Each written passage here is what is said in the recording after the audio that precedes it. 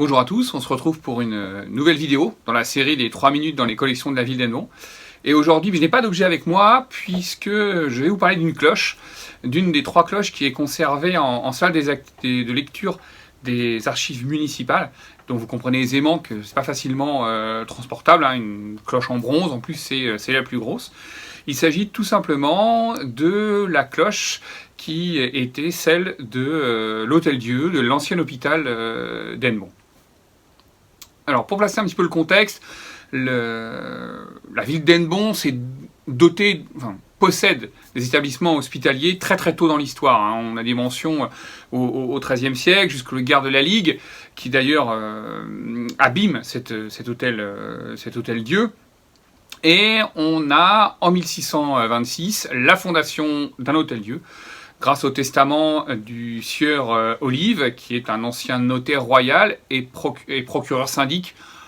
En gros, c'est le chef de la communauté de ville. On va dire que c'est une sorte de maire de la ville d'Hennebont. Voilà. Et donc ce sieur Olive donne une somme d'argent pour que soit fondé un hôpital à Hennebont.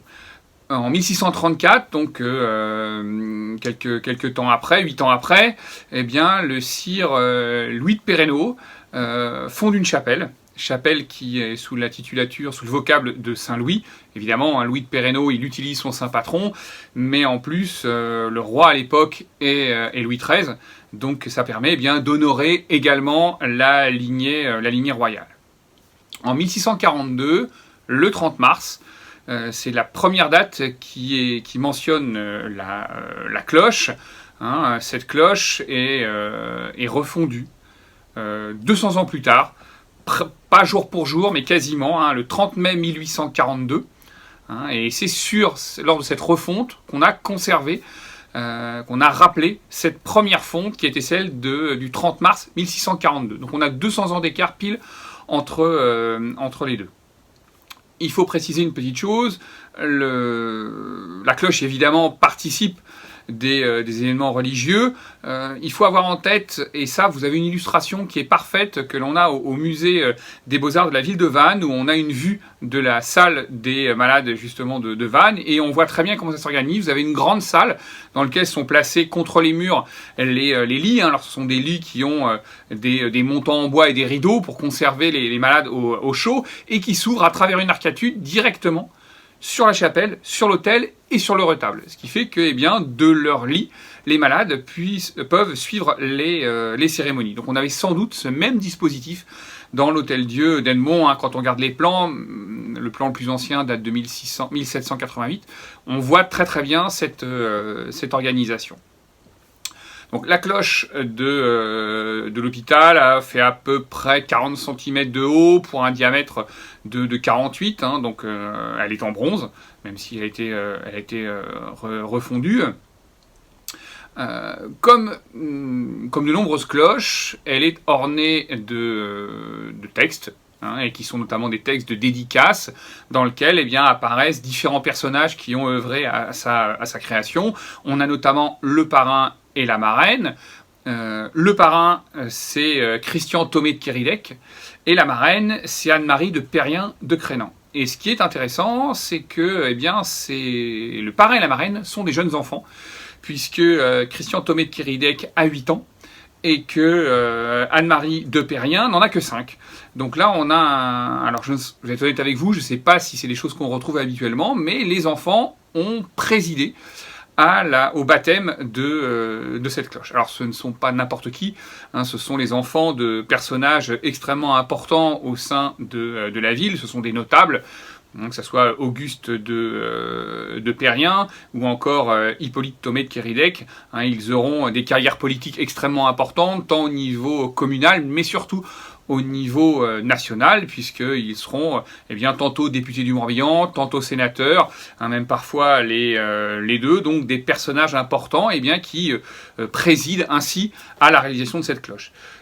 Certains sont membres pas dire du conseil d'administration, mais membres du conseil de gestion de l'hôpital, hein, puisque on aura la signature de Perrien en 1844, si je dis pas de bêtises, sur le règlement de l'hôpital. Parmi ces mentions, on retrouve également la mère supérieure, un sœur Limousin. Alors malheureusement, j'ai trouvé très très peu d'informations. Depuis le XVIIe siècle, ce sont des sœurs qui s'occupent de l'Hôtel-Dieu, les Sœurs de la Charité, directement issues du mouvement de Vincent de Paul. Alors c'est elle qui s'occupe des malades et des indigents. Au XIXe siècle, ça change un peu parce qu'elles se trouvent juste sous, elles sont placées sous l'autorité du médecin, donc elles interviennent plutôt, si vous me passez le son, comme petite main, hein, comme infirmière, pour s'occuper des malades. L'autre mention, c'est celle de l'économe, et on a juste un nom de famille, qui est celui de Granger. Alors on peut penser à François-Marie Granger, qui est un personnage important, qui est notaire, qui va être même juge de paix à Plouay, puis à Port-Louis. C'est un personnage dont on trouve la pierre tombale, enfin la pierre familiale, hein, la tombe se trouve au cimetière du centre. Il est également présent au sein du conseil municipal, puisqu'il sera un moment, il remplacera le second adjoint. Donc là, encore une fois, un personnage important qui, en même temps, a charge de gestion des finances de l'hôpital. Le dernier personnage qui apparaît, et bien sûr, c'est le fondeur, celui qui a récupéré la cloche de 1642, l'a fondue et a fabriqué la cloche de 1842. Et il est dénommé Raynald Lorient. Alors il est mentionné à 2 endroits. Sur l'arrière de la cloche, encadrant un calvaire. Hein. On a Raynald, le calvaire, puis à Lorient qui est inscrit. Et puis juste sur le devant, on a un médaillon sur lequel on retrouve une cloche ornée d'une fleur de lys et qui est surmontée d'un compas et d'une équerre. Le tout étant entouré de palmes, donc un peu comme la marque, l'empreinte de ce fondeur. Sur ce fondeur de Lorient, on n'a pas trouvé grand-chose. J'ai trouvé une mention d'un Jean Raynald à Lorient qui aurait à peu près 64 ans en 1842, qui est présenté comme fondeur et rentier.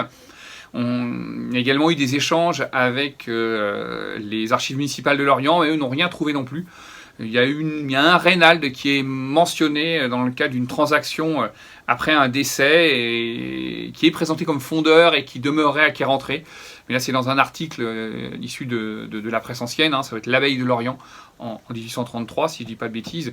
Donc là, encore une fois, il y aurait à creuser du côté de Lorient sur la présence de cette fonderie. Il y a quelque chose de particulier sur cette cloche, c'est la présence d'un médaillon.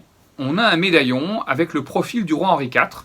D'ailleurs, il y a le nom marqué. Il y a marqué Henri IV, roi de France, avec cette particularité archaïque d'avoir le 4 qui est certes écrit en chiffres romains, mais on n'a pas le 1 et le V pour le 5, mais on a 4 fois 1. Alors ça pose question, parce que Henri IV meurt en 1610.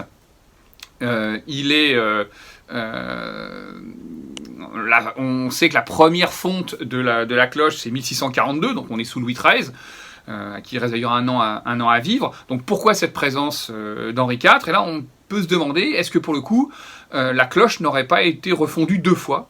Une première fois en 1624 et une autre fois en une première fois en 1642 et une autre fois en 1842. Et qu'en 1642, on aurait réutilisé une autre cloche. Il faut savoir qu'Henri IV, c'est un personnage qui est important, puisque c'est sous son auspice, en gros, que les guerres de la Ligue, qui avaient tant ravagé la ville d'Hennebont et l'hôpital Saint-Georges pendant les guerres de la Ligue, hein, c'est lui qui amène la paix après les guerres de la Ligue. Donc, est-ce qu'on a du bronze qui provient de la cloche de l'hôpital Saint-Georges, réutilisé pour l'hôpital Saint-Louis, et ensuite refondu une deuxième fois en 1842. Là encore une fois, ce n'est qu'une hypothèse, mais c'est intéressant de trouver cet élément de décor. La cloche est protégée au titre des monuments historiques, elle est inscrite à l'inventaire supplémentaire depuis janvier 1978, sans doute dans le cadre du réaménagement de l'hôpital et de cette partie de la chapelle qui vont avoir lieu en 1979. Elle a été déposée, mise de côté et elle a été protégée pour évidemment éviter qu'elle soit perdue ou abîmée ou autre. Voilà, c'était une présentation de la cloche de l'hôpital de l'Hôtel-Dieu d'Hennebont. cloches donc on a vu du XVIIe siècle et du XIXe siècle. Je vous remercie beaucoup de votre attention et je vous dis à très bientôt pour une nouvelle balade dans les collections de la ville. Au revoir.